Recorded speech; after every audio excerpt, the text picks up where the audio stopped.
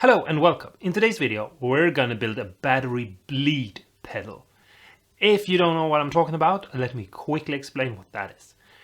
Basically, some fuzzes sound better or better. It is a preference and you can either care or not care. But some people think that fuzz pedals sounds better when the battery is getting low and is no longer producing 9 volt. When you get around maybe 7 or 4, this means that you have to drain your battery and plug it into the pedal and have it use battery. The problem with that is, first of all, you need to pre-drain your battery, and you might have to pre-drain a backup battery if you're, for example, going to do something live.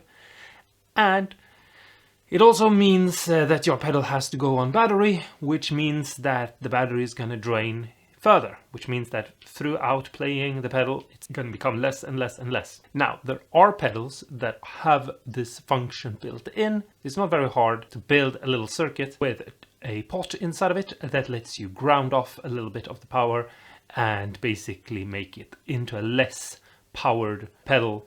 This is something that you can do very easily. It's not very hard. But what you can also do is what I'm going to do today, which is I'm going to build a little box that goes in between my power into the pedal and the pedal. And that box is going to have its own little control that I can just change the value of with moving a little pot on top of it. And this is going to allow me to have constant flow of the same power, so I don't have to worry if the battery is dying, because there is no battery and there is no dying. It's just, for example, 7 all the time or 4 all the time, depending on what I want to use. And I'm gonna do this super easy so that this becomes another video for the beginners to build. And what I'm gonna do is I'm gonna use a buck converter and just modify it a little bit and turn it into a battery dying pedal. So let's jump into it real quickly, and I'll tell you what a buck converter is real quickly, and I'll show you how to modify it and turn it into a tiny little pedal. And then we'll plug in a couple of fuzz pedals and just listen to them and see if there is any real change when you let the power die on you. So let's go! All right, so this is a buck converter. This one is the LM2596 DC to DC, and that's what you want to use. Pedals run on DC power. You'll see that on them. They're basically a converter somewhat like this inside of the box that you put on your outlet that will transform your AC from the wall into DC. We're not going to jump into that so much. I just want you to see what it looks like and what it is you need to get. If you're going to follow along and do everything exactly like me, then this is what you need. I got this from Amazon. I bought a package of 10 for $12, which means that they are really cheap and you can get a lot of them. You can use them for a lot of things. We are going to have some other builds this year where we're going to use these. So I hope you guys will stick around for those to see what fun we can do with those. Now, there are a couple of things we need to do. We need to unsolder these 3 connections and pull this one out. I've already done it to the one we're going to do because it's a little bit fiddly and it takes a little bit of time and I want to move on. And it's a little bit fiddly. So be careful so you don't break anything. Just take it slowly, have some patience, maybe also have a cup of tea.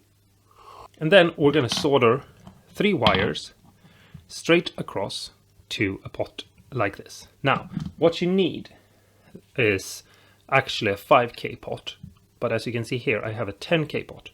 This little pot here is a 10K pot, but we want to replace it with actually a 5K pot. Now, I don't have a 5K pot, so you're going to see me use this 10K pot because I want to make this video today and not wait for the pot. But just know that as soon as the pot arrives, I'm going to change it out to a 5K pot. And the reason why you want a 5K pot is because this little circuit that I'm holding right here, that is actually able to move a lot more electricity than just 9 volts, which means that when you move it all the way, you're letting everything through.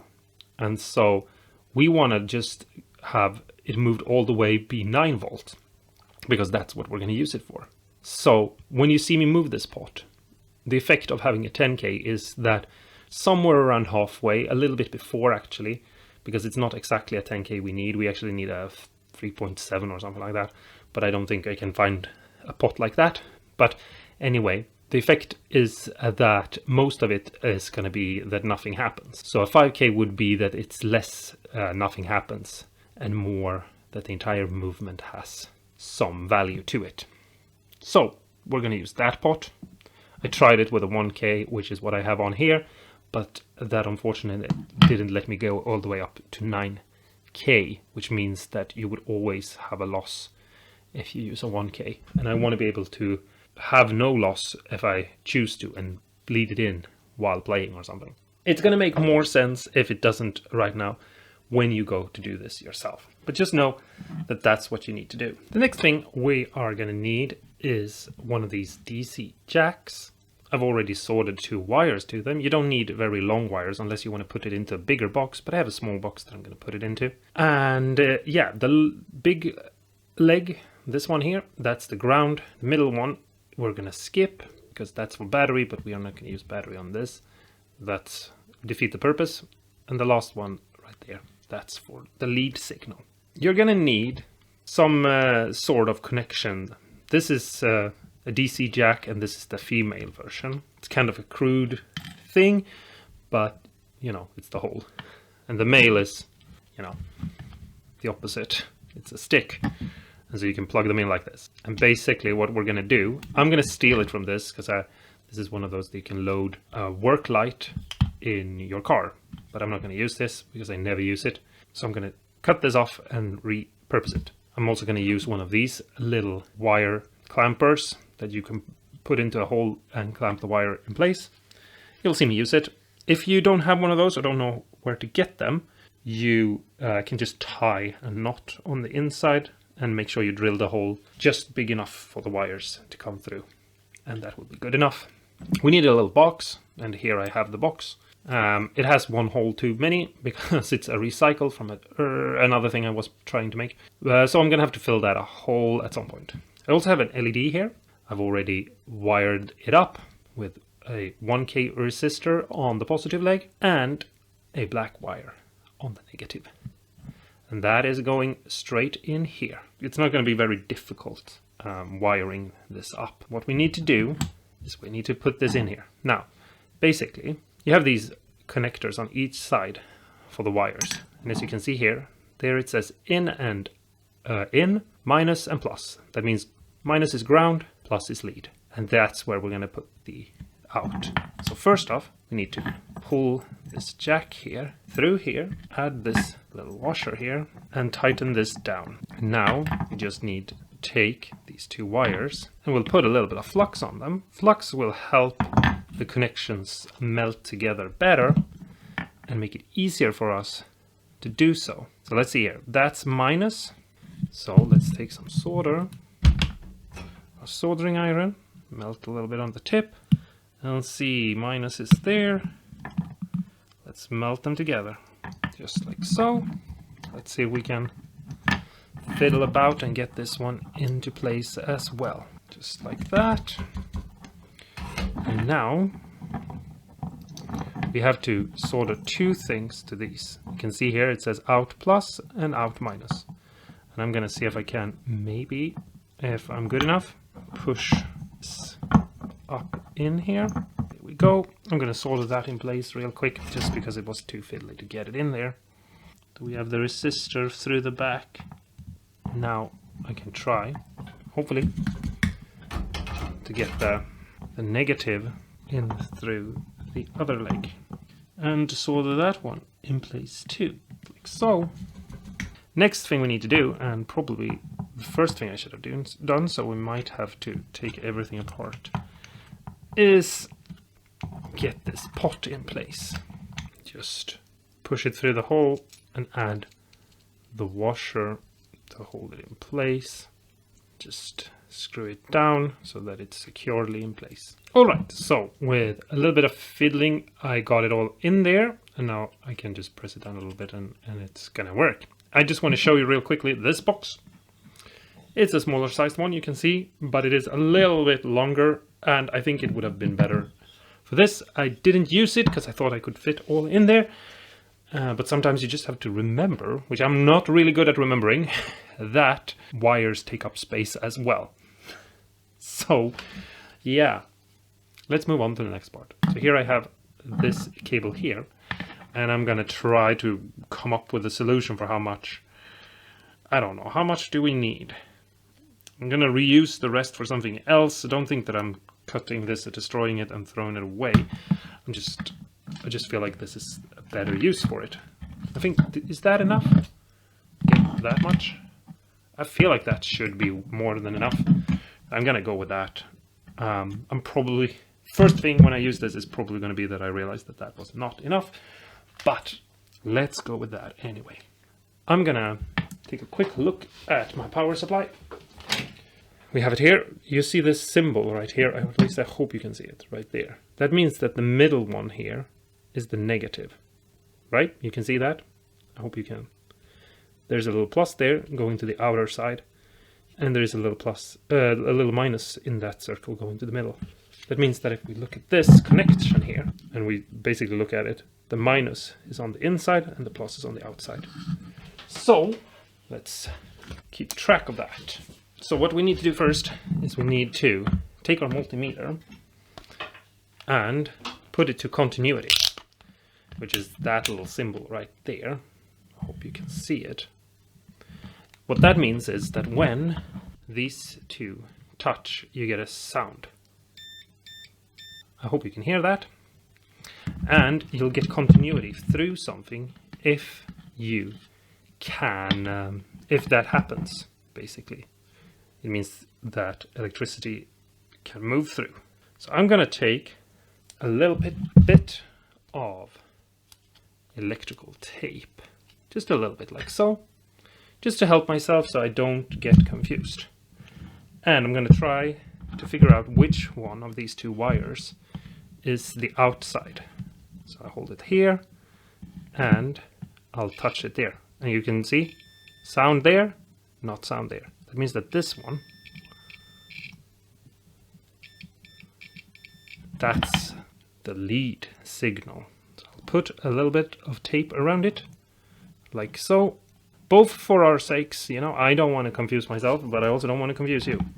And now I'm going to test it again. I'm going to hold it to this one, because we remember outside was plus, inside is minus. And then I'll hold this, no sound, and this. And we got sound. Now we need to put this wire through here, give ourselves a little bit extra, press it into place, like so, push it through here, and in to the hole to clamp everything together, like so. And now we just need to figure out which one of those were plus. We can see the little resistor there, so we know it's that one. So that one is getting attached right there, like so. And I'm gonna try to see if I can get this one to connect over here to the ground. It's a little bit fiddly, and I hope you guys can see what I'm doing, but if you can't, I'm sorry. Basically, if we look at the other one again, this output cable has been connected to the two out, but I connected them on the top side, so basically just like so. So the signals goes in here, come out here. That one is the plus, that's the minus, that's the plus, and that's the minus. Everything looks nice. I'm gonna see if I can move these about a little bit, something like that. I'm gonna take my power, plug this in. I'm gonna move the pot all the way down first, because I want to show you why I added this LED. Plug this in, and the LED doesn't lit up, and then we slowly bring it up, and as we bring it up more and more and more, it gets brighter and brighter and brighter. Which, I mean, I have a lot of lights coming this way, so you might not be able to tell. It also doesn't have that much of a range, but I think that looks cool. All right, the last thing we need to do is add a knob to it, so it looks nice, just like so. And to all my old subscribers who's been here for a while, maybe you recognize this knob that I've put on. And if you do, leave a comment below. And you get 600 life points. Okay? Good. Let's plug this in real quick. And just make sure it still works. Nothing. Everything. Somewhere around here, we're gonna stop having an effect. Because, yeah, this pot is a bit too big for this. But yeah, there it is. So there you have it. Whoa! Sorry. It's here. It works. It's all we need it to be and more. A little bit too much, actually. Anyway, I hope you liked the video. And if you're new here, I hope you'll press the like and the subscribe. Because we need you for the army. No, we need you here to hang out with us and have fun and do cool things and build awesome stuff. I'm going to plug this into a couple of pedals and just quickly show you what happens. I'm not going to mess with the pedals, I'm just going to mess with this thing and you'll see what happens. Again, you can do what I just did inside of a pedal. So if you, for example, don't have these things but you still want to add this to a pedal in particular, you can just buy a buck and change it. There are other ways to do what I just did, where you basically make a little circuit, but I honestly think that this is more securely a way of doing it, but also a very easy way to do it. If you do it this way, you can do it as a first or second project, even if you've never built anything else before, and you don't really have to worry about putting your pedal on fire or anything, which you can do if you create some weird little circuit yourself. Trust me, I've done it. But anyway, I'm going to plug it in now and we'll just see what happens, see if anything happens. And yeah, until next time, stay awesome and cool. And go and build yourself one of these. Even if it's not something that you feel like you're going to use, it could be a lot of fun. And you could potentially try it on other pedals. I mean, you might have an, I don't know, reverb pedal or a delay pedal that will start glitching out and do weird stuff if you use this on that. I don't know. I've never actually really tried that, so I'm gonna have to do that in another video. But yeah, I'm gonna go and you're gonna go. We're all gonna go on a walk together.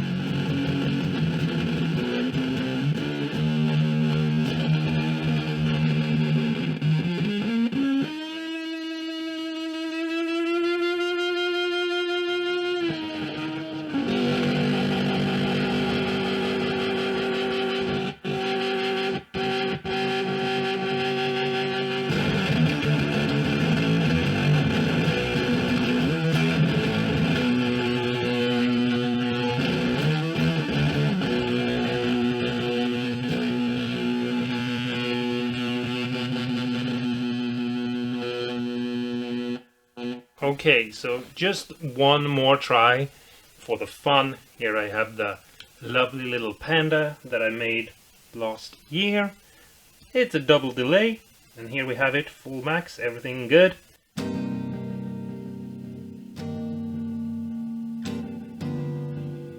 then look what happened now.